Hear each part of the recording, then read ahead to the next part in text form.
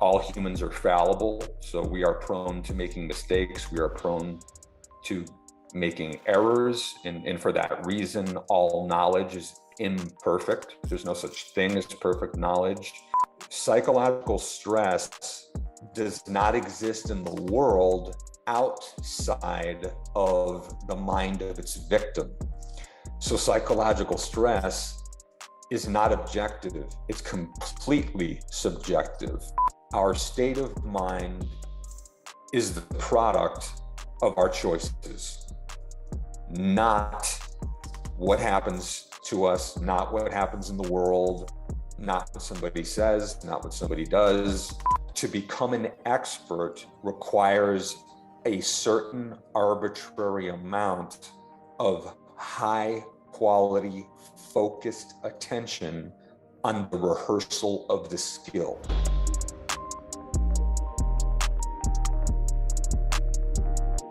All right, James, we're now live on the podcast. How are you doing? I'm well, thank you.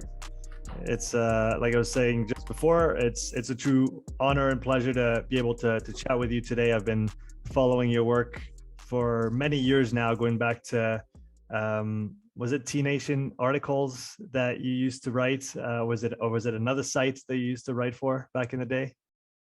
You're probably referring to Elite FTS. Elite FTS, my bad. Really sorry if that landed wrong. But yeah, so those articles, read your books, looked at, had a close look at your work through Kier's platform, Strength Coach Network, some great insights there as well. Like I said, it's a true honor to have you on. Maybe for the few listeners that maybe don't know who you are, could you maybe tell us a little bit about yourself? Who are you and what do you do, James, today? Sure. I'm, as referenced in the email exchanges we had, and I'm guessing this will be covered at some point in our discussion, due to the reputations I have against empiricism, I don't go too much into what I've done because I don't think that's relevant, because I don't think it's relevant what anyone else has done. I'm only interested in knowing what people can explain. And so to answer your question, I'm an interdisciplinary consultant, which means I consult in a variety of different subject matter domains that I have found to be most relevant to solving the problems that I've encountered in the various career paths that I've had in the past. And those interdisciplines apply equally as well across any conceivable profession. And so the professions in which I'm typically consulting in at present are the executive business world, military special operations and law enforcement, professional sport coaches, players, athletes, and civilians. We're going to talk about psychology a little bit today, maybe more than a little bit. Did you always have a keen interest in that discipline, or did that, like you said, emerge from your experience through the years? And what maybe one of the, if not, as some might argue, the most important limiting factor when it comes to sport performance, or at least in realizing our true potential? Yes.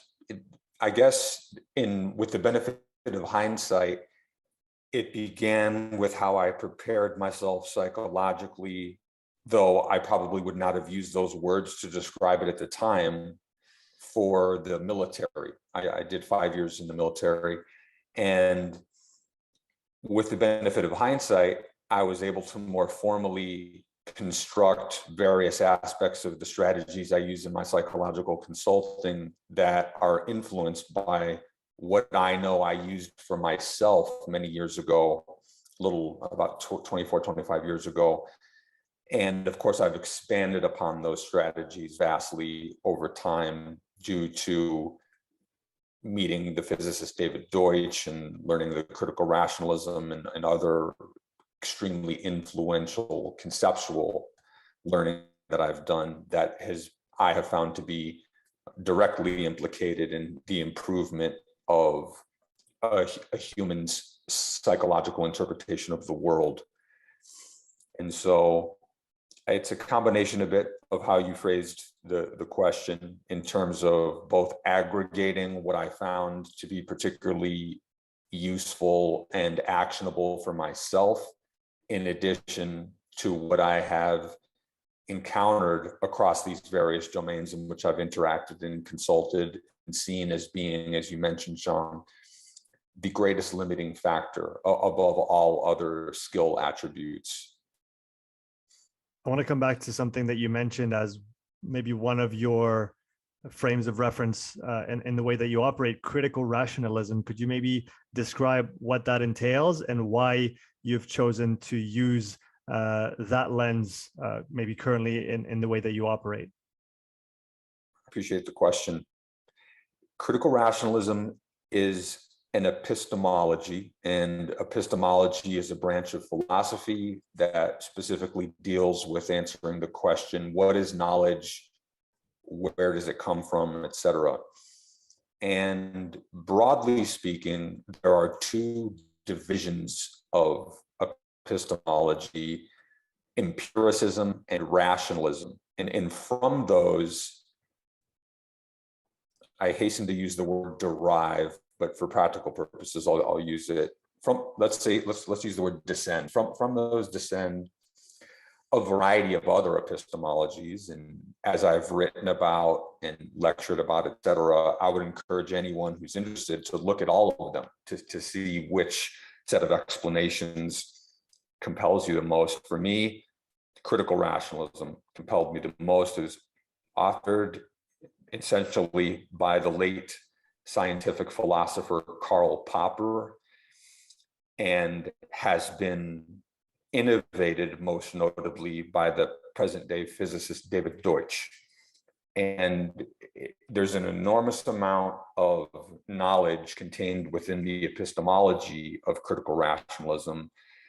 Some of the key bullet points, which again, I would want, there's no amount of overstating I could do to indicate just how much more there is than what we'll have time to discuss, even if we spent all day talking to one another on the podcast. However, I think some of the biggest features that both I elaborate on in my consulting and that are implicated in the innovation of psychological understanding are the key points: that knowledge does not come from experience, that all knowledge is conjectural, which means it's part guesswork, part truth, that all humans are fallible, so we are prone to making mistakes, we are prone to making errors, and for that reason, all knowledge is imperfect. There's no such thing as perfect knowledge.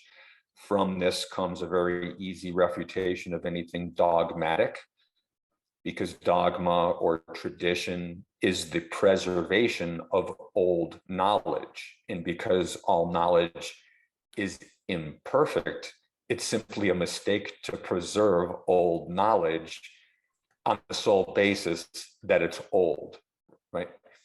So more critical rationalism. The only way we gain knowledge, the only way we learn, is through the creation of knowledge. That knowledge has to be created in each one of our own minds. It cannot be borrowed or copied and pasted. There's a fallacy referred to as the bucket theory of knowledge, and critical rationalism does a fine job at tearing that apart. But what the bucket theory suggests, Sean, is that your mind is a bucket, and over the course of our conversation, I will pour knowledge into it. And then as a result of having this conversation, you'll become more knowledgeable about the knowledge I share with you because I poured it into your brain. That's completely false. That's not how it works. The only way you or I can become more knowledgeable as a result of this conversation is if each one of us consciously criticizes what the other is saying in order to challenge its validity based upon the strength of our explanations. and then make guesses, each of us making guesses as to whether a superior explanation exists. And if it does, then we've successfully refuted one another and we've learned something. On the other hand, if we find that the knowledge we're sharing with each other consists of explanations that are very hard to vary, that each one of us in the time cannot refute effectively, then we tentatively accept it as being true, but only tentatively, because each one of us recognizes that the other one is fallible. So all of that comes from critical rationalism. And I'm sure more will arise as our discussion continues. Would it then be correct to say that knowledge is emergent from the interaction of, I guess, people, as far as we're concerned now, maybe AI down the road? I don't know what your opinion is on this, but essentially ideas need to be confronted, if that's the right terminology, in order to validate or invalidate each other, in order to keep advancing forward. Did I understand it correctly? Yeah, I think you're right on. I would replace the word confronted with criticized. Okay. But essentially, in a way, there is a synonym connected between the two of those. So yes, knowledge does not depend upon the interaction of people. However, it's one form of stimuli, because the interaction of people constitutes a sensory experience, and all sensory experience, whether it's the interaction of people in real time, such as you and I have in this conversation, whether it's you or I reading a book or a research paper, whether it's you or I listening, sort of a one-way, as presumably as people will be doing to our recorded conversation, they'll be listening to our conversation, but they won't be having a conversation with you or I. Mm-hmm. These are all forms of sensory input. And as a result of the critical rationalism's effective criticism of empiricism, no knowledge comes from sensory input. However, sensory input can be interpreted in such a way that it stimulates the creation of knowledge. So in fact, the only way someone creates knowledge as a result of having experienced something is if they effectively criticized and guessed against the information they processed from the experience. Some simple examples to frame how empiricism is false is that for you, Sean, or for anyone listening, ask yourself, how long have you been working in the profession in which you're currently operating? And think of someone who's been working in that same profession longer than you, who you consider to be incompetent.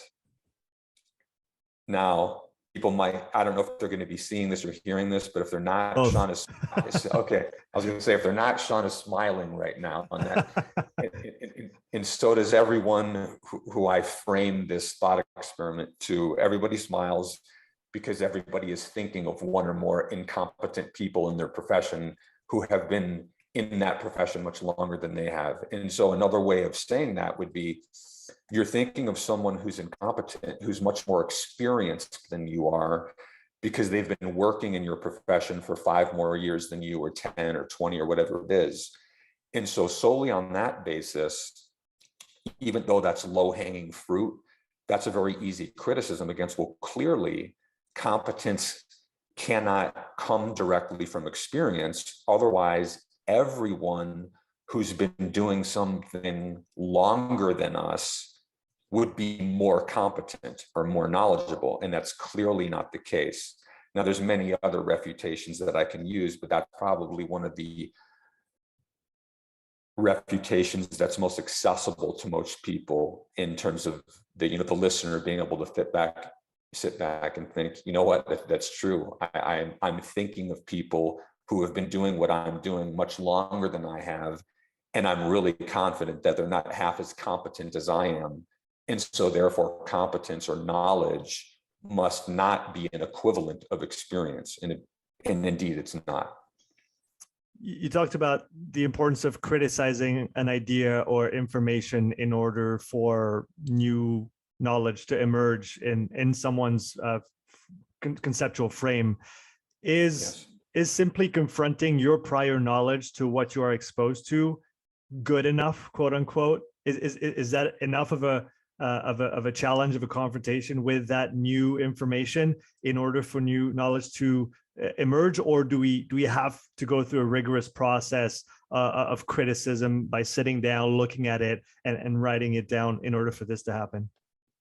It's a great question, and the answer is essentially one that will frame how we would be limited by doing so, because our own knowledge is conjectural. What so that means is any of our own ability to be critical of ourselves is therefore going to be limited by our own existing knowledge at any given point, which is why in one of the books that I wrote called The Governing Dynamics of Coaching, the very first page of the book is a quote from David Deutsch, which is that the limiting factor is not resources, for they are plentiful, but knowledge, which is scarce. And that applies directly to the question that you asked me, because while it's true, the best that we can do in isolation is simply apply our own criticism to our own ideas. If we are somehow in a bubble, right, not having the ability to either compare other knowledge that exists in the world that might consist of superior explanations than the ones we've been operating on, but we're not aware of that knowledge. If we don't have those opportunities, then we're simply going to be limited to our own creative processes of creating knowledge in order to criticize. So it's definitely an advantage to be amongst others in the collaboration of problem solving, because you get that much more criticism coming from the creative thinking of different individuals. However, it's important to understand that that's not a necessity. It's just that it's an advantage. Would you agree with the statement that the current era that we live in is probably the worst time to be talking about critical rationalism, in the sense that, at least from my standpoint, there's maybe a systemic inability to dissociate our thought processes from our emotional reactions? What a great question. And that was really well put together, Sean. My compliments to you. Thank you. You're welcome. I don't know that I would go so far as to say this is the worst time in history, because I'm more persuaded that at any given point in history, there's been something approximate to any other point in history as it regards social errors. The biggest thing that has changed is technological innovation and of course more knowledge creation. So people are more knowledgeable. Broadly speaking, people are more knowledgeable now than they've ever been. But of course, in isolation, that's not true.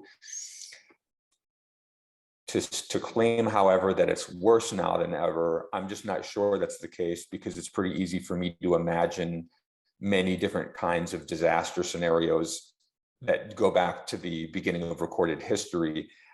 I agree with you, however, that there's definitely a phenomenon occurring now that is exactly as you framed it, this difficulty in disassociating between an emotional reaction, which is a function of how information is interpreted, and perhaps a criticism of something that's just objective knowledge.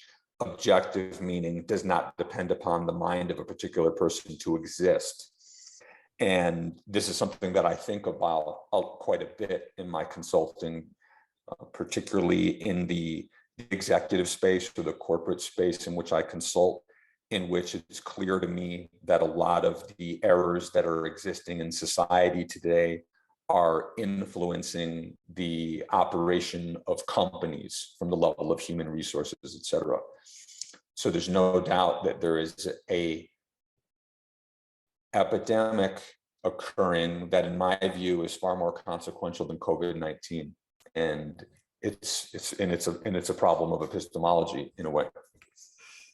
What practical steps can coaches, since this is going to be the main audience of this podcast, what steps can coaches take in order to, let's call it, sharpen their sword, their skill of being critical with the information that they see and trying to move towards this frame of reference in order to maybe create new knowledge, have new knowledge emerge, and that being the best possible knowledge that could emerge?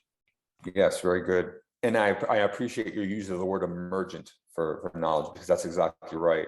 I've described it as much more of an integral than a derivative, right? Whereas the empiricism posits that knowledge is derivative of experience, empiricism posits that no, it's in fact an integral of criticism and conjecture, which is therefore an emergent process. So yes, my compliments.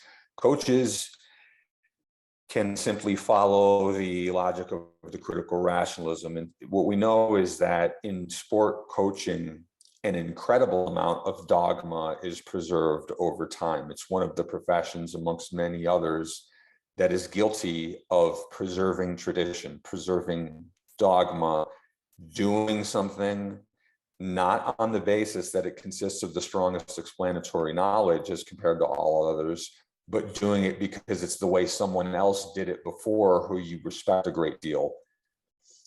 Doing it because that team in the past won a championship doing it that way.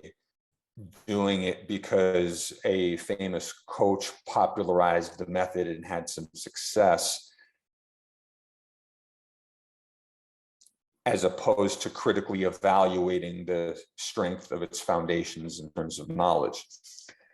And so because an enormous amount of that exists in coaching, one of the most effective things that can be done is for a coach to have the courage to critically evaluate what is in effect the safe, though fear-based, decision-making process that is so prevalent amongst sport coaches.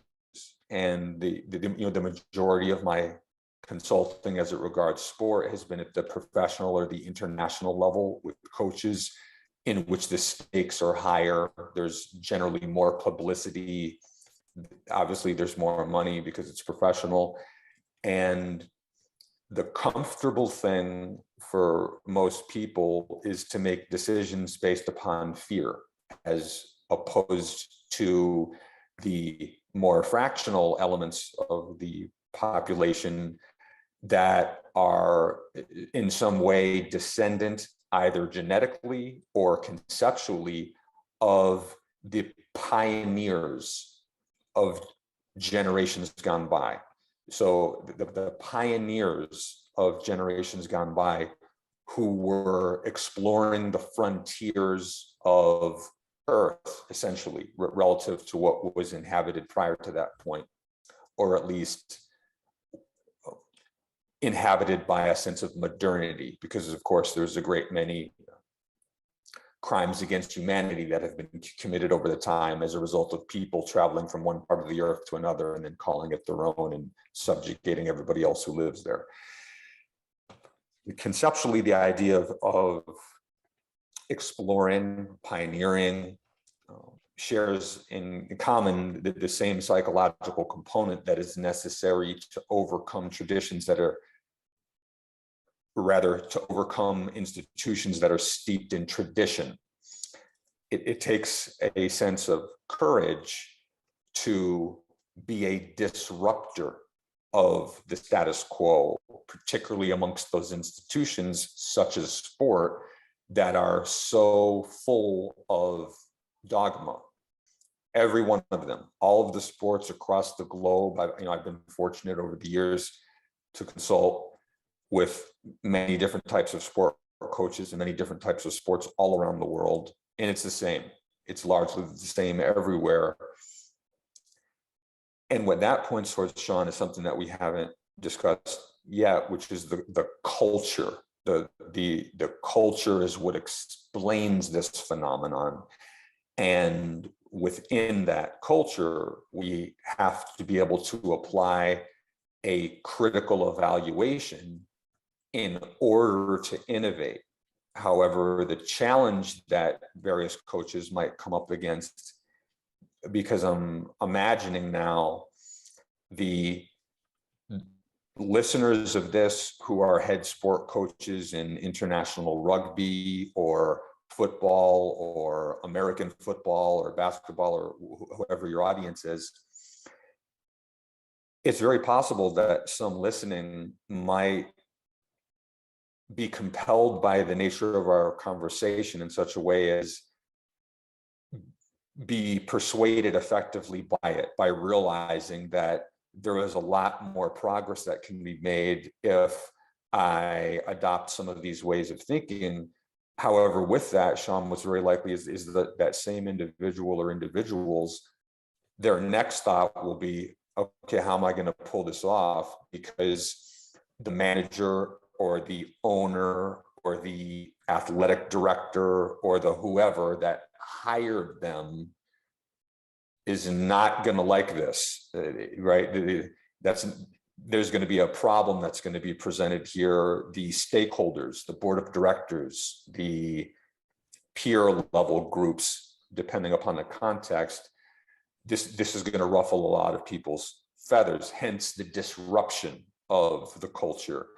And that brings us back to the fear-based decision-making that so many individuals make, in which the fear trumps their willingness to explore the frontier and to fall back on, well, you know what? I'll make the familiar decision, recognizing that it's fear-based, but also recognizing that it's comfortable for everyone else, because everybody has effectively indoctrinated themselves into thinking that you win some, you lose some. And as long as your decision-making is symmetrical with the status quo, that's comfortable for everybody. And they persuade themselves to accept the outcome because it's comfortable. Whereas if you get that, Southern Hemisphere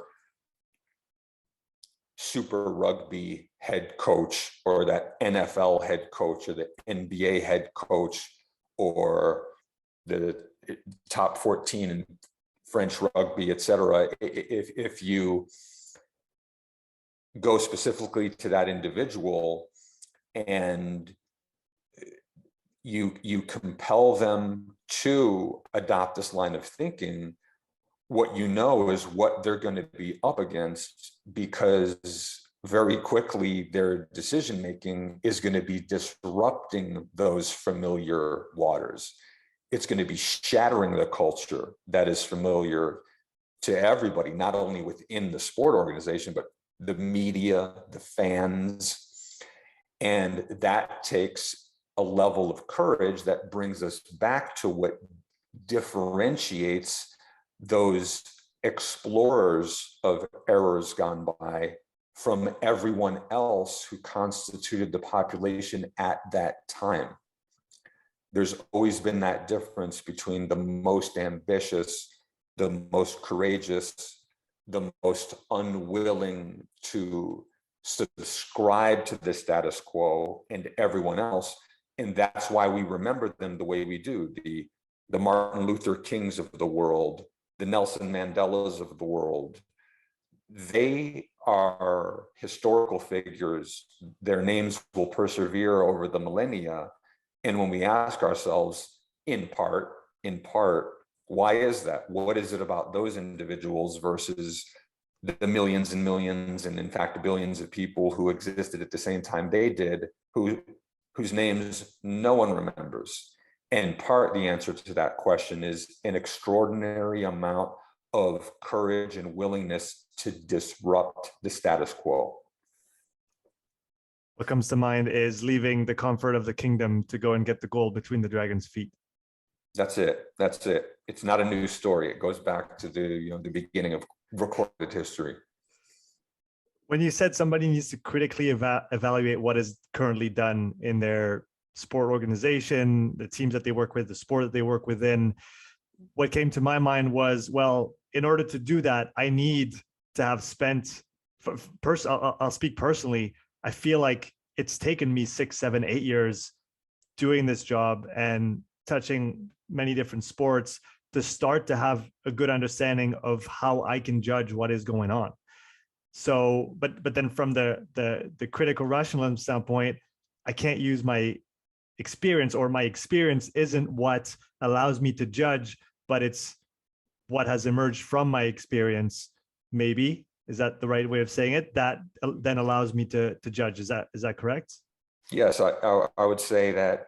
Well, it depends where we want to draw the line in definitions, because from the critical rationalism, experience is defined differently than the way I would state most of the world understands the word. So I would be comfortable stating that most of the world, if each person was asked to provide their definition of experience, what that person would include would be, though unconsciously, a primary description of critical rationalism, but not realizing it. So what I mean by that, Sean, is that I think most people would, in their description, be including how they thought about what they saw and reflected based upon what they already knew from a previous memory or a previous situation,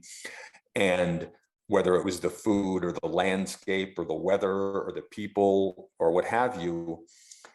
And what the critical rationalism demonstrates is that experience is only the sensory reception and some basic level of interpretation that in effect exists before a cognitive awareness exists. So for example, okay, you and I right now are looking at our computer screens, and we're seeing a reconstructed image of each one of us. And so when we ask ourselves, what are Sean and James seeing?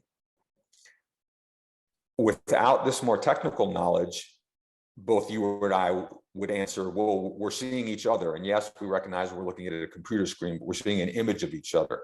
And I can describe your background, you can describe my background. And most people would use the language, I see the microphone, the headphones, the wall coverings, the plant life, whatever. What the critical rationalism elucidates upon, and this is not just critical rationalism, this would be any amount of specialists that work in fields of neuroscience and neurology, specifically as it regards optically gathered information, understand that what we see is actually light reflecting off of matter, which then is received at the sensory inputs in the back of our retina, sent by the optical nerve to the visual cortex. It is only because we've created knowledge that you or I can say wall covering, microphone, earphones, plant life, colors, shirts. That's the product of knowledge creation. The experience is just the sensory part. So in the case of what do we see, it would just be light reflecting off of objects. What we hear is only sound waves vibrating these small sensory receptors in the fluid in our inner ears. What we taste is only the sense receptors combined with smell and in our tongue and in our mouth and processed in the gustatory cortex, when we smell through the olfactory, etc. So the experience technically is only those sensory inputs. But the reason why I said earlier, most people, when they would describe an experience, are including a heck of a lot more than sensory inputs. Mhm. It's people, it's colors, it's food, it's dance, it's artwork, it's mountains, it's the ocean, it's the jungle. And all of that has to be interpreted on the cognitive level in order to create the knowledge that is required for us to explain ourselves and use words like jungle, mountain, ocean, city, food, Da Vinci, artwork, whatever it is. And so the experience alone is just the sensory processing. In order to have knowledge, we have to critically evaluate what's been processed, what's been interpreted, and then we have to interpret that, which is the critical evaluation, in a cognitive way. So just because you were there for 10 years is not good enough, is kind of what we're getting to here. There's got to be that processing, that critical thinking that goes on top of you being there, seeing the thing, smelling it, living it. Just because you were there is not enough. You said it. And I'm reminded of, I did 5 years of military service in the United States Navy, and the Navy of all the armed forces provides maybe one of the most unique abilities for enlisted and commissioned personnel to travel the world by way of whether it's ships or submarines, even though I was actually never stationed on either of those, because they port all over the world, ports of call all over the world. So it allows for a unique amount of traveling.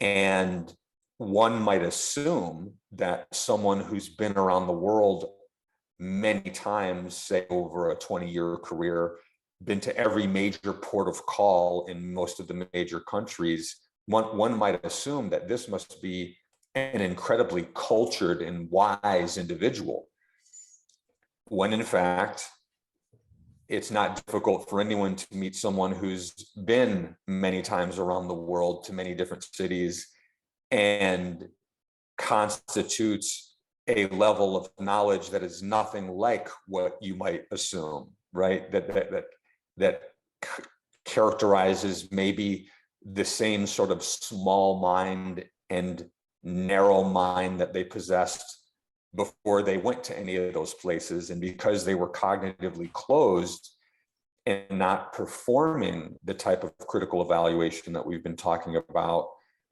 they're no more knowledgeable for it, right? There's something much closer to the point in which they started traveling the world. Whereas on the opposite end of that, you have people who are incredibly open to new experiences in the context of open to critically evaluating knowledge that they do not already have, open to critically evaluating sensory inputs that they have not yet had.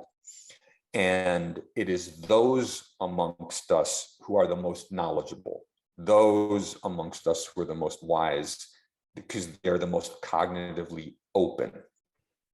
Would it be correct to say that curiosity is a prerequisite for the creation of knowledge? Absolutely.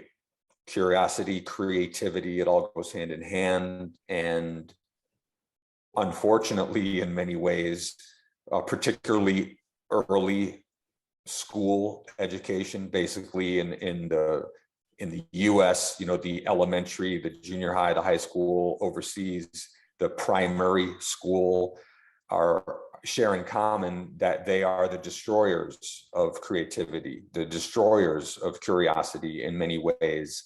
And in part, that is something that constitutes part of the problem of conditioning people to be more empiricist in their thinking versus critical rationalist, meaning to be more comfortable in just accepting knowledge as opposed to creating it on the basis of critical evaluation. Now, to kind of round it up on critical rationalism, since you've explored this way of thinking through and through, in your estimation, what are the limitations of this model, of this way of seeing the world and of operating? Well, that's a really good question. The way I would have to answer you there, Sean, is via the way I critically evaluate my own model of consulting by way of having adopted many of the principles of critical rationalism, in that to specifically look for modes of error correction within the critical rationalism would require something that I haven't done in quite a long time, which is the actual reading of all of the literature, right? And this is something that I did when I was first exposed to it.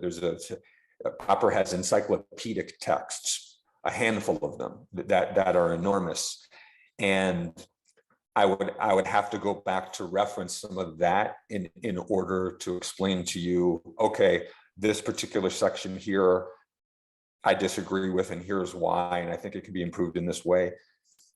But because my review of that literature is not something that I've done recently, it's much more my critical evaluation of my own strategies that I've done. And so to answer your question, the way that I would apply the criticism to my own strategies is it's always the refinement of the way that I explain myself to the clients of mine who I consult for.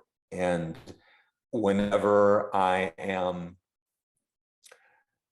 encountering a situation in which someone's rate of psychological skill acquisition is not occurring at the rate at which I think it might, then I critically evaluate myself in accord to what degree of my contribution towards this process might be the limiting factor. And that's when I do a lot of self-criticism in order to innovate my modes of explanation, so that at least as far as what I'm responsible for in terms of the consulting versus client relationship, that I'm operating at my own cutting edge all the time, not resting on what has worked with a client from the past, et cetera. You mentioned you mentioned the term definition or definitions multiple times already. Yeah. What constitutes a good definition? I would answer that by simply borrowing from David Deutsch's definition of what constitutes a good explanation, because that's what a definition is. It's an explanation of facts. And in Deutsch's description, a good explanation is one that is hard to vary. All of its details serve a functional role.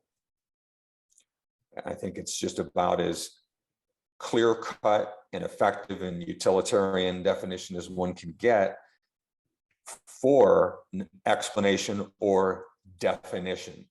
And there's many ways to give examples of the difference between a good explanation and a bad explanation by pointing out what is hard to vary and a relevant detail versus what is easy to vary because it lacks relevant details.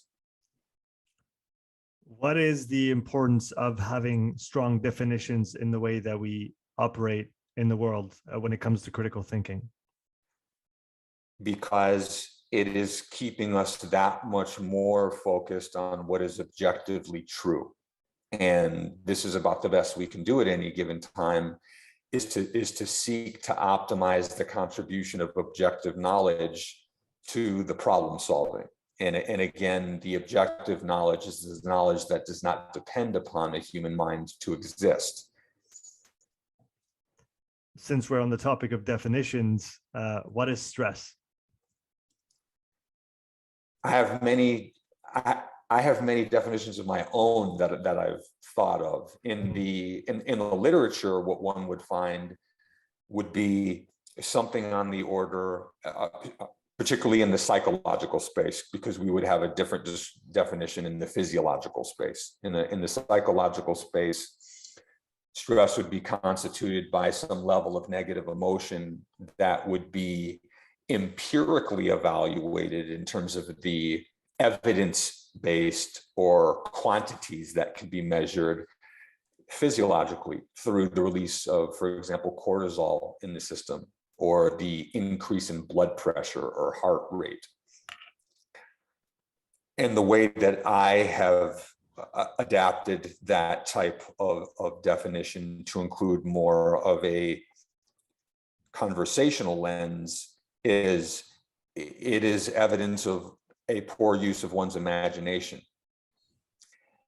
because psychological stress does not exist in the world outside of the mind of its victim.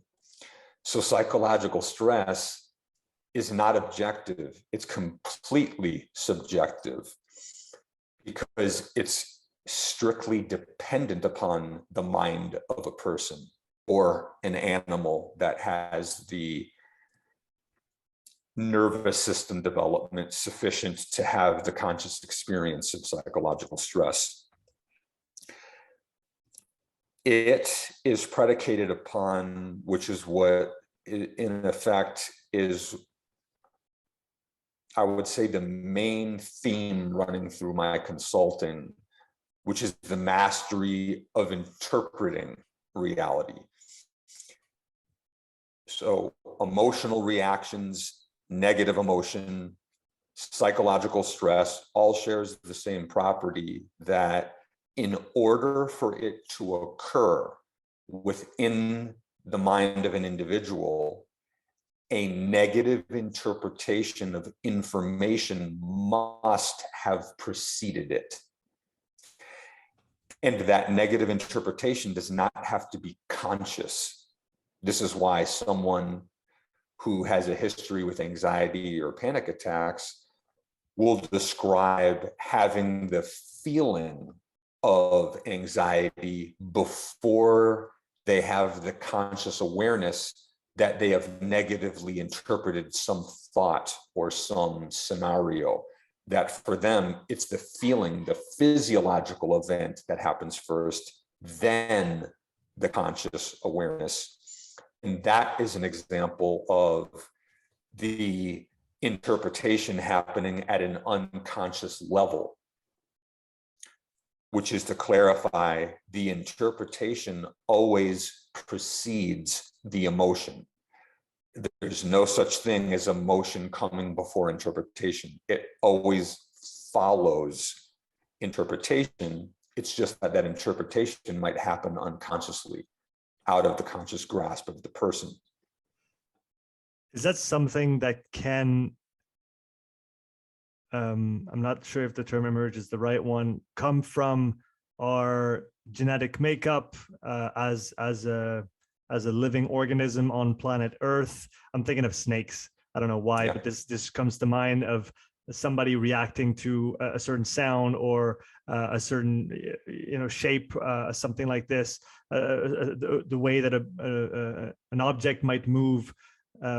Is that something that we can also have an impact on, or to some level are some things so deeply ingrained in our makeup that we cannot do much about it? Great questions. Starting at the beginning, genetics is absolutely implicated in the discussion, 100%. The biological precursors towards how each one of us navigates our way through the world cannot be ignored. They are of profound influence. However, all information must be interpreted before we react. So what this means is, if we, just for clarity for the listeners, if we localize on the temperamental disposition of equanimity compared to the height of emotional volatility. So those amongst us who are operating in a state of equanimity more than others would be described by others as some of the most calm, some of the most level-headed, some of the most rational, some of the most least likely to react. And all of us have either family members or friends or work with people that are like that. And all of us have family members or friends or coworkers who are the opposite of that, who have the shortest fuse, who are the most emotionally volatile. Their highs are very high, their lows are very low. They wear their emotions on their sleeve, cliche after cliche. So visualize that spectrum. On one end, there's the calmest, most rational, most level-headed amongst us. And on the other, the opposite of that, the most volatile, the most emotional, the shortest fuses, the quickest to react. And in most cases, those descriptions, including the description of anyone in between those two, begins with the biological, begins with the genetic inheritance. It's that it doesn't end there.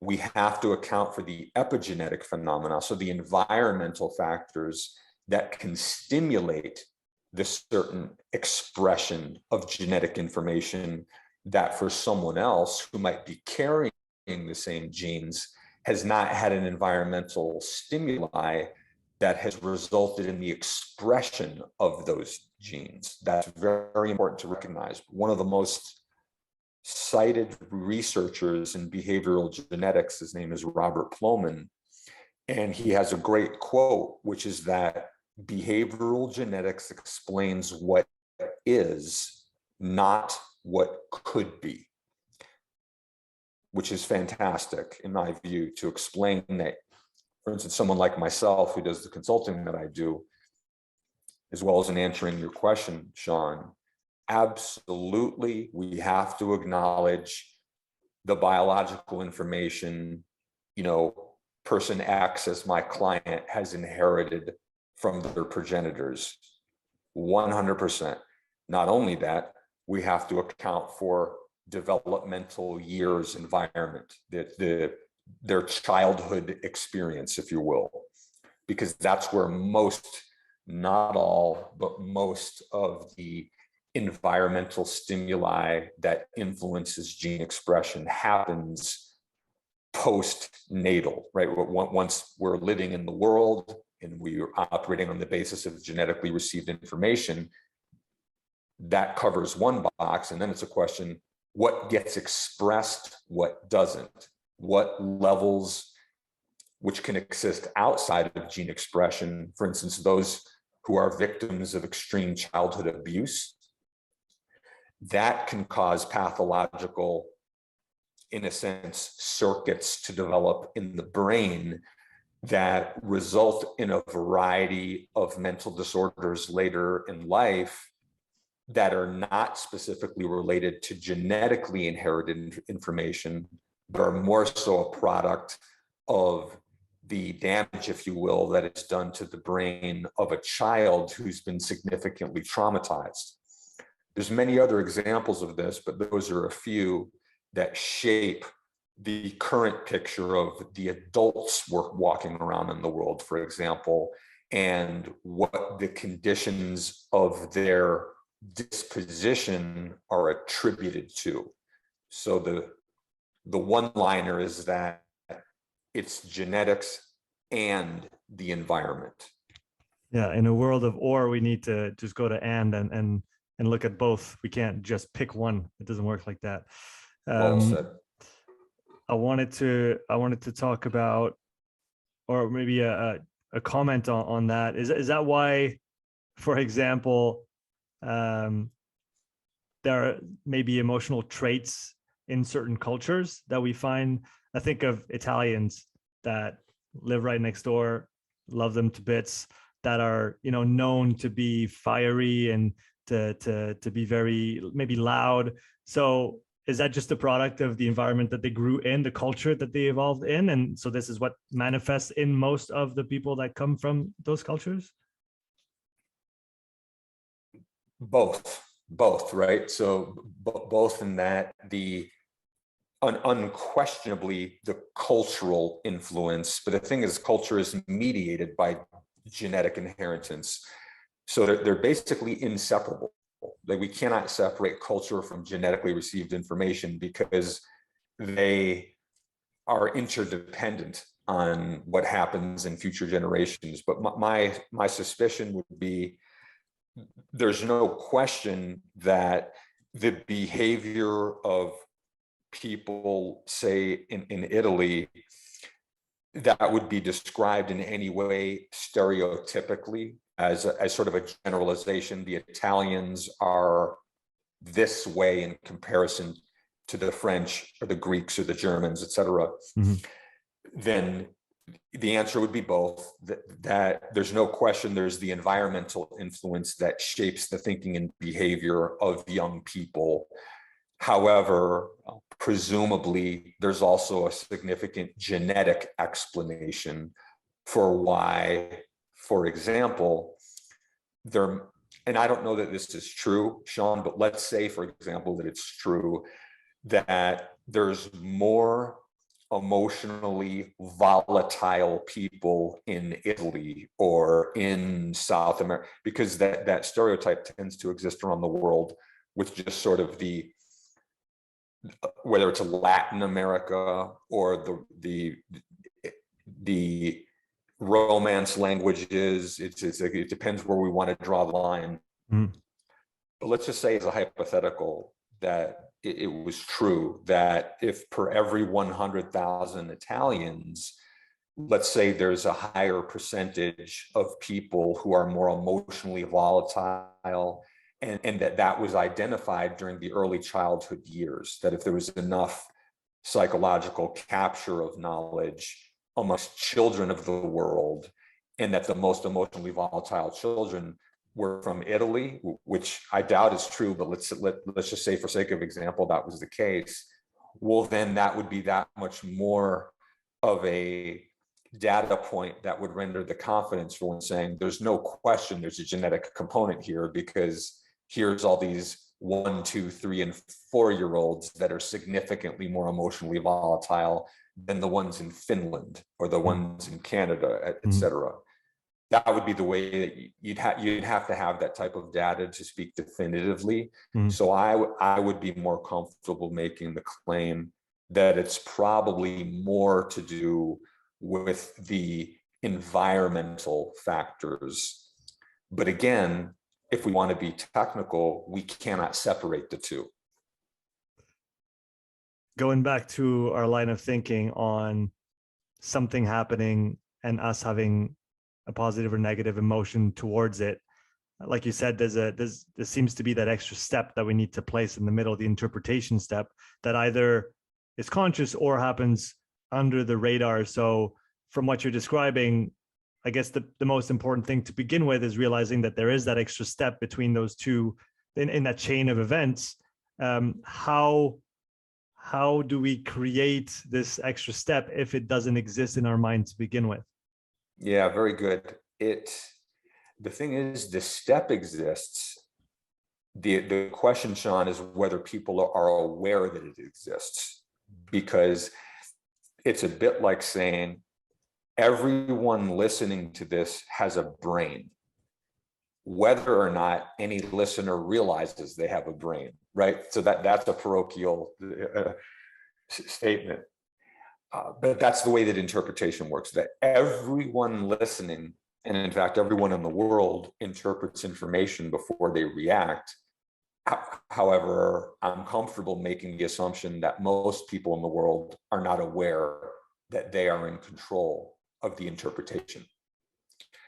Because those of us who have this awareness and who have cultivated the skill, which in principle is the same as any other type of skill development, are experts in mastering our interpretation, which explains our demeanor and the amount of time we spend in a state of equanimity. It's the awareness that exists. Sorry, could you define equanimity, please? Yes, equanimity is a state of essentially composure and balanced mind that is undeterred by setbacks, such as emotions or pain, or anything else that results in the compromised balance of mind, such as people who operate in any state of negative emotion. Is Stoicism linked to equanimity in any way? It is. It is from the standpoint of what the Stoic philosopher who I read the most is Epictetus, and I was just sort of most compelled by his description, because for people who aren't aware, he was born and raised as a slave who only earned his freedom as an adult, and went on to be one of the most outspoken on the specific concept of the control we have over our thinking, which is not to be confused with the control we do not have over thoughts that arrive in consciousness. Those are two different things, which is important to understand. But it was that much more compelling that you have someone who was born into and raised as a slave, who is one of the most published, if you will, even though he was illiterate, and it was a scribe he was basically dictating, and the scribe was writing down as much as he could about what he said. And that which has survived over time and been translated, and we have to always question the accuracy of translating, etc., is still quite a significant amount. And Epictetus was so full of knowledge of the space that essentially sums, Sean, as our state of mind is the product of our choices, not what happens to us, not what happens in the world, not what somebody says, not what somebody does, not what's happening, if we go to modern day, not what's happening with the coronavirus. Doesn't matter what's happening with manufacturing chains slowing down as a result. Doesn't matter what's happening with politics or anything else. Our state of mind is first and foremost a function of our thinking. Our thinking is something that we have complete control over. What we do not have complete control over, in fact, what we do not have any control over, is the thoughts that arise. But it's important to understand the distinction between thoughts that arise and the action of thinking. And the simplest example of this, Sean, is if I were to ask you to cultivate a memory. So for instance, whether that's your significant other or one of your parents or a childhood experience, anything where if I were to ask you a specific question and say, okay, Sean, tell me about that one time with your significant other, that one time with your childhood friend, that one time with your father, whatever it is, you or anyone else listening, Sean, knows that immediately you start talking through that. That's an example of you're in control of your thinking because you focused your attention on cultivating and retrieving that memory. That's completely different than, what might be arising in your consciousness, for instance, even as we're talking. It's sort of like if we had somehow an amplifier of our random thoughts that everybody could hear or read, we'd probably all be committed to a lunatic asylum because of just how variable those are. In that it's sort of like, even in this conversation that we're having right now, and it's centered on some pretty specific subject matter, both you or I, if we were to admit as to what types of thoughts arose for each one of us when the other one was speaking, we might be put in straitjackets and carried off to the psychiatric institute. And that's an example of the difference between what arises in consciousness versus what we have control over by the way of cognitive choice making. How do we start taking control of that choice making? By practicing the skills that constitute or that require rather objective decision making that are consistent. I've created many of these from the critical rationalism, by the way. I should state too that in answering how, I have a mobile application that's been fully developed, and it has over 6 hours of audio content from myself going through concepts and methods. It was developed for the business clients that I work for. It is not currently available to the public, but the reason why I'm mentioning it is because my business partner and I have been considering making it available to the public. And so I only mention that because if it does become available, I can let you know, and you can let your audience know. And that would be my answer to your question. It would be listen to the mobile application. In lieu of that, it's in principle, the reason why I mentioned skill development earlier, it's the same as any other skill development. So as you're located in France, correct? Not far, Switzerland. Switzerland, okay. So Switzerland has a deep downhill a Nordic skiing culture, for example. And so if we go to any of the great downhill skiers or the giant slalom skiers, the slalom skiers of the past from Switzerland, and we were to ask them, how did you become so skilled at the Super G, for example? Were you born this way? Were the first time you put on skis, were you impressing all of the alpinists out there? And of course, the answer is going to be no. It's going to be, I worked for many years to develop this skill. And that's the generalization, Sean. So whether it's a sport skill, whether it's a musical instrument, whether it's some other type of technical operation of some type of machinery, whatever it is, all skill development is predicated upon the shared commonality of focused attention on rehearsing the skill and the cumulative result of doing that over time. That is how you develop skill. High quality focused attention on the rehearsal of the skill that you want to develop, and doing that.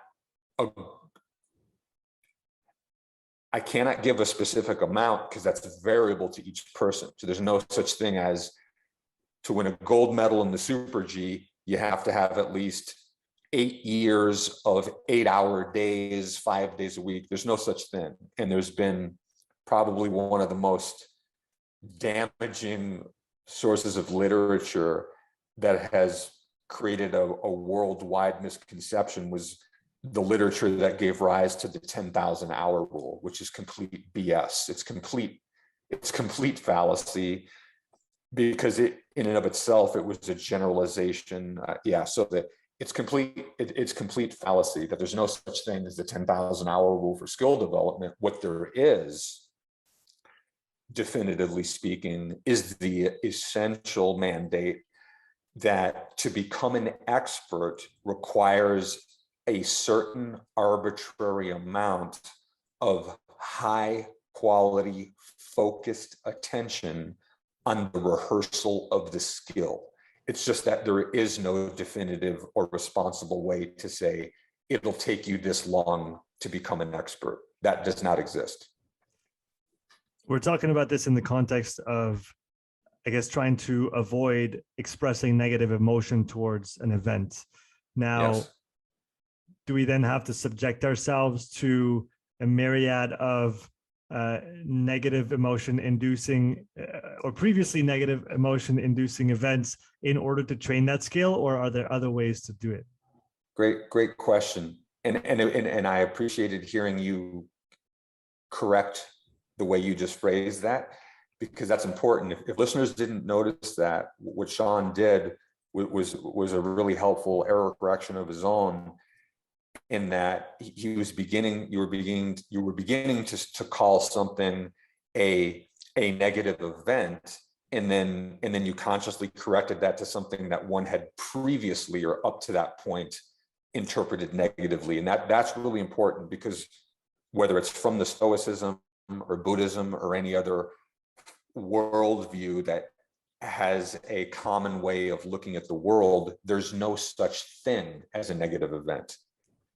There's just events. Negative is an adjective. So it's a bit like if people were to remove the adjectives in their vocabulary, we would all begin sounding a bit more like robots, or how we think robots sound, because it would just be fact versus fact versus fact versus fact versus uncolorful statements, no matter what they were. Your daughter wins her first foot race in school, and your words to your daughter are, "Congratulations, you won your first race." Your best friend is killed in a car accident, and when having your first communication with your best friend's parents, your communication is, "My condolences for your loss. My friend is no longer living in the world amongst us." If we continue down this line of thinking, what you realize is, as an example, we've sort of fundamentally removed so many of the opportunities to create a negative spin of adjective-based thinking, because we'd be communicating a way that is much more direct to the event without an emotional interpretation of the event, just the event. The mortality rate of the coronavirus, the fill in the blank with any other situation. And this mode of thinking, right? If one adopts this mode of thinking, then what that means is one has adopted a more practical mode of interpreting information, because the events themselves are just the events. They are sort of the most parochial interpretation of the sense data. It is only through the application of emotion that adjectives become more readily accessible to the person doing the describing. So, for example, not too long ago, it was just in the last 2 or 3 weeks in the United States, there was a school shooting in Texas, in the city of Uvalde, and there was many children killed. And if you look at the news reports, what you'll find is what you might expect to find, which is a great deal of adjectives: horrendous, horrifying, terrifying, traumatizing, etc.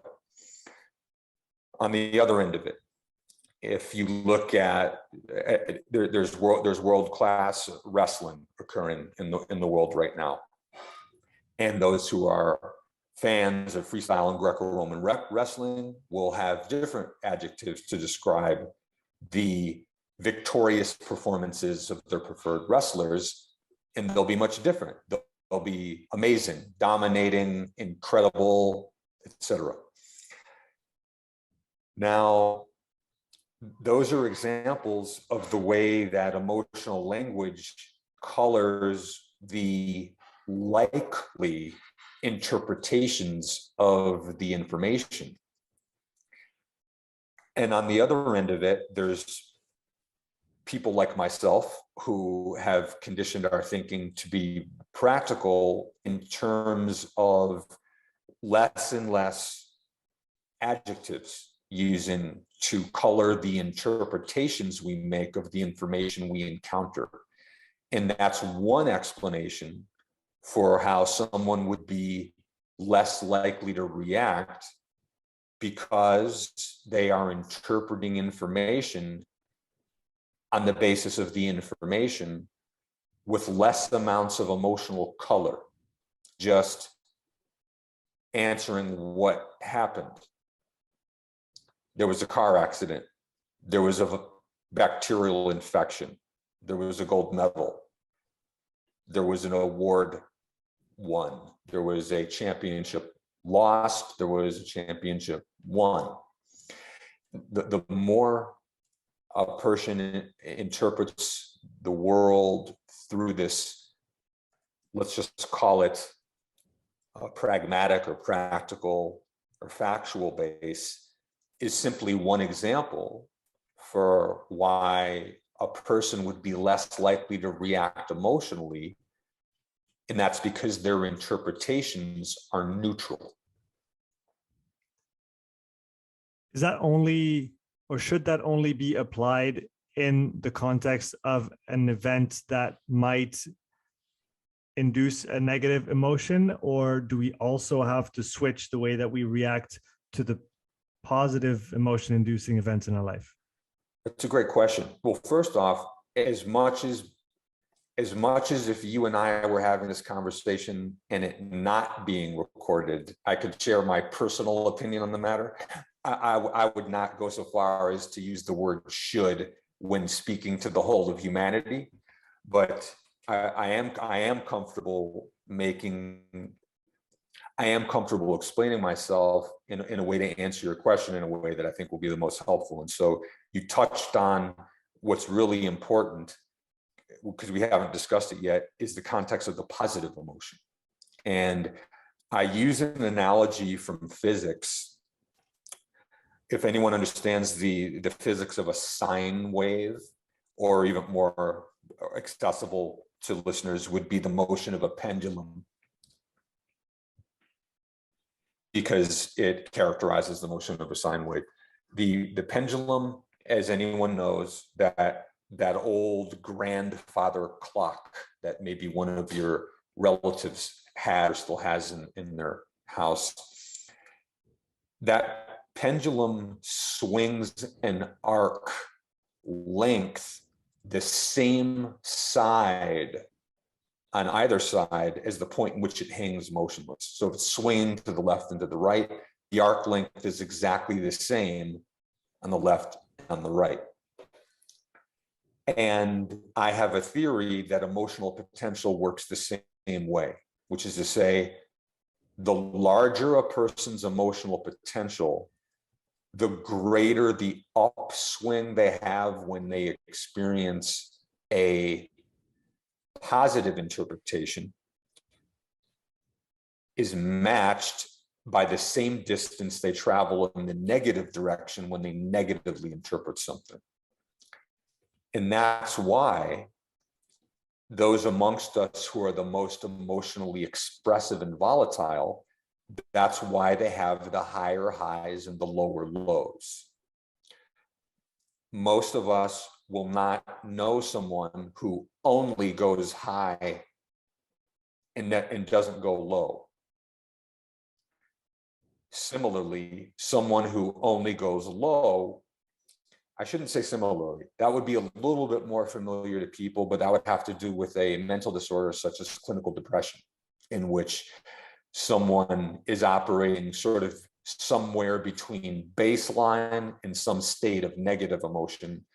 Whereas in using mental disorder terminology, manic episodes would be an example of only north of baseline. And I'm using the analogy of, north being positive and south being negative in this case. Barring those more, I can't say exceptions, because there's a significant amount of the population that is troubled with anxiety and depression and bipolar 1, bipolar 2, etc.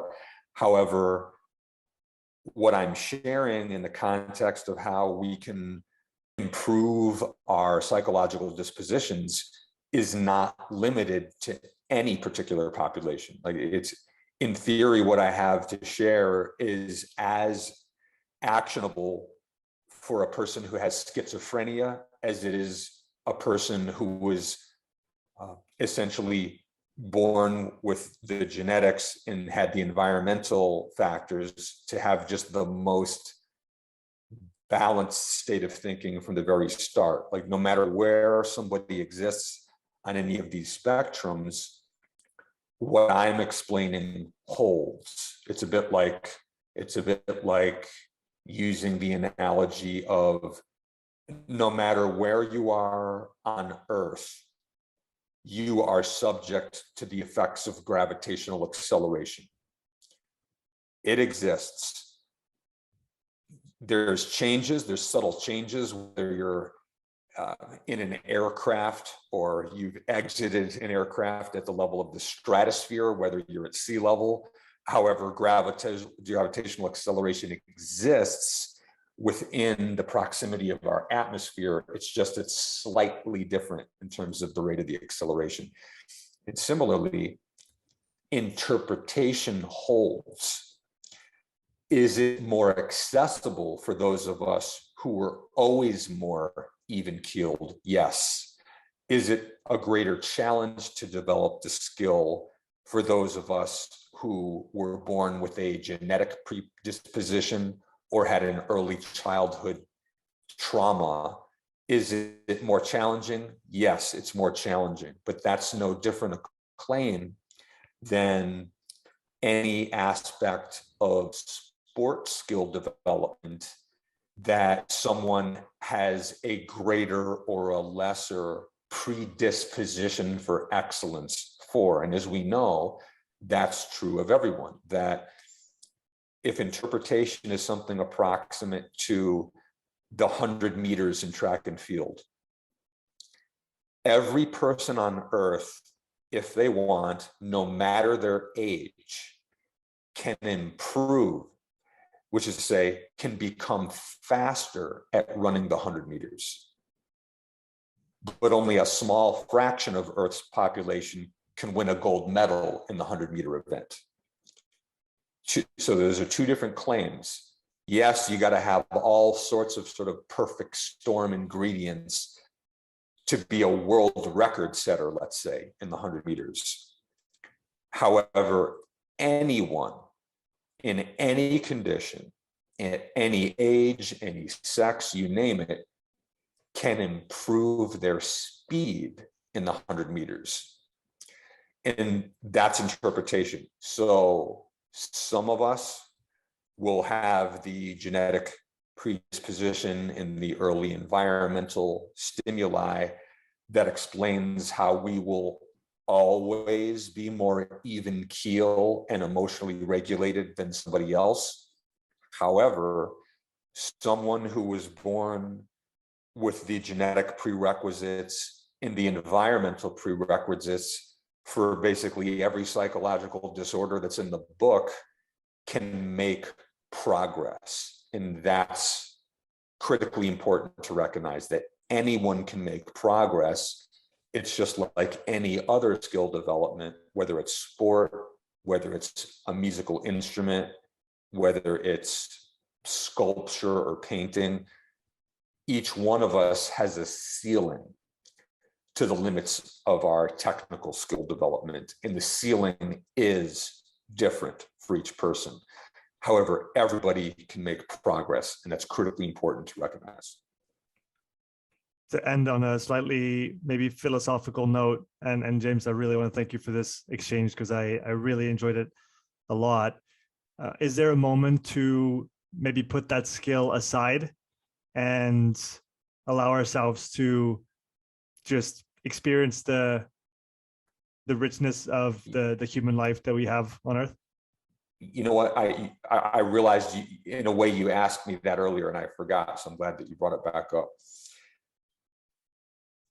For me, Sean, and it's not, I said for me, it's not only my personal opinion, it's also an objective claim that when we compare the cognitive or the intellectual versus the emotional processing of information, I'm convinced, Sean, that the advantage goes to the intellectual processing. Because if you think that through, while emotion, especially amongst the female of the species, tends to be more linked to memory recall, which is why the female of the sex in humans tends to have much more of a specific memory recall ability to events, no matter how far back they go, because stereotypically, and there's an evolutionary explanation for why this is, the female of most species, not just human or Homo sapien, but most, not all, most, are nurturers. They're the ones who give birth, and they're the ones who nurture the young. There's exceptions to this in different kingdoms of the, or rather in different species of the animal kingdom. And in all those, especially with the higher order consciousness, which is basically mammals and certainly higher order primates, of which humans are one, there's much more of a stronger evolutionary explanation for the, stereotypically speaking, emotional sensitivity and nurturing capacity of mothers, and then in general of females versus male. It's like all of these stereotypes, there's always exceptions, but it's generally true. And that's why when I'm explaining my consulting, generally it lands a bit differently on males versus females, because again, I'm careful with using stereotypes because we have to account for individual variability. But when we look at population scales over the planet, not just in a given country, we do see patterns emerge, and that's because there's an evolutionary precedent for them. The thing is, so even if it's true, let's say, Sean, that the population of the world, a greater percentage of females have a greater level of emotional sensitivity and emotional dynamics than males.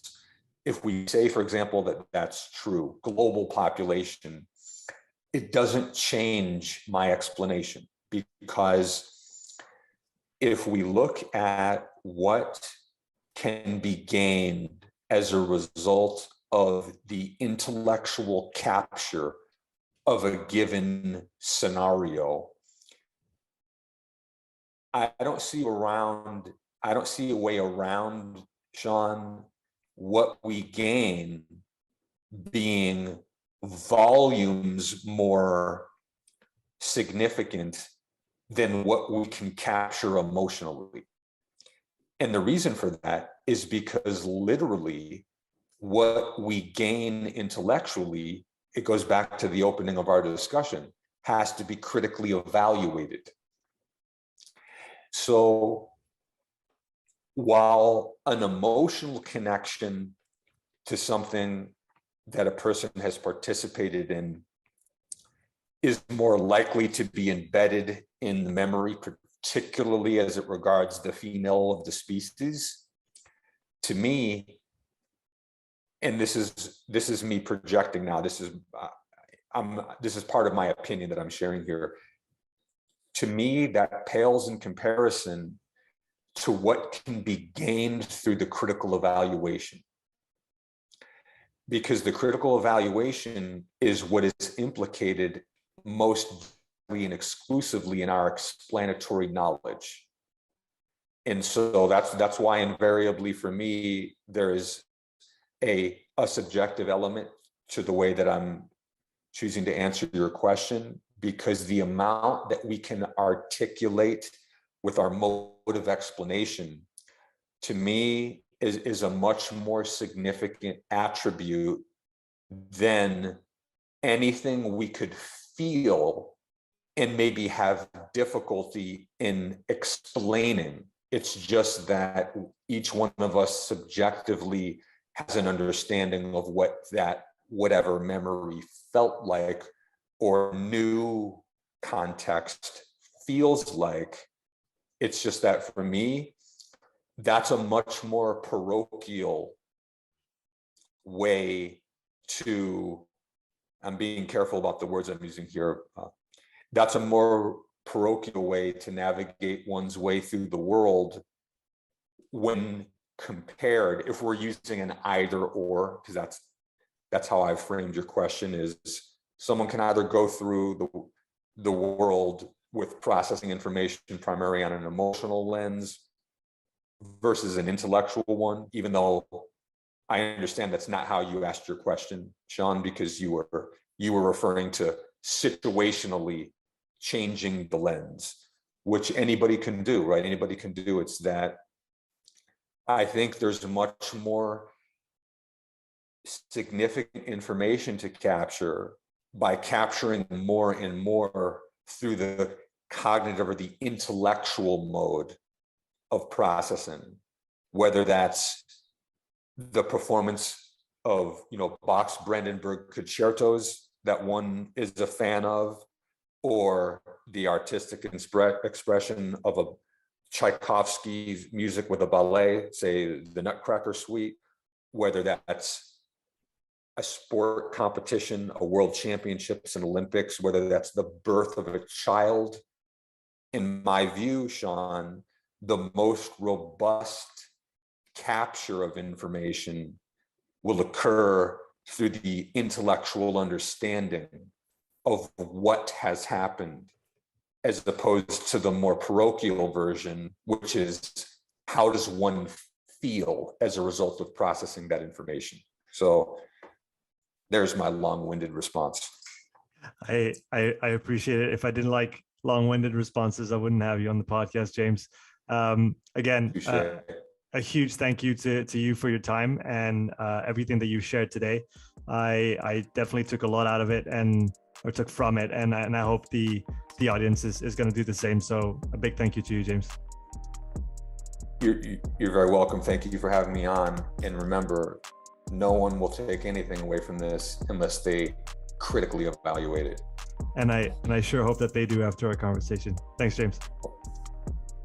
Thanks for listening to this episode. If you would like to support the podcast, please take a few moments to leave a written review and a 5-star rating on Apple Podcasts. If you want to watch this episode again, you can find the full video recording on my YouTube channel. You'll also find hundreds of hours of free content, all my podcasts, my thoughts of the day, structured presentations, and more. So don't wait, go subscribe, and I'll see you in the next episode. Take care.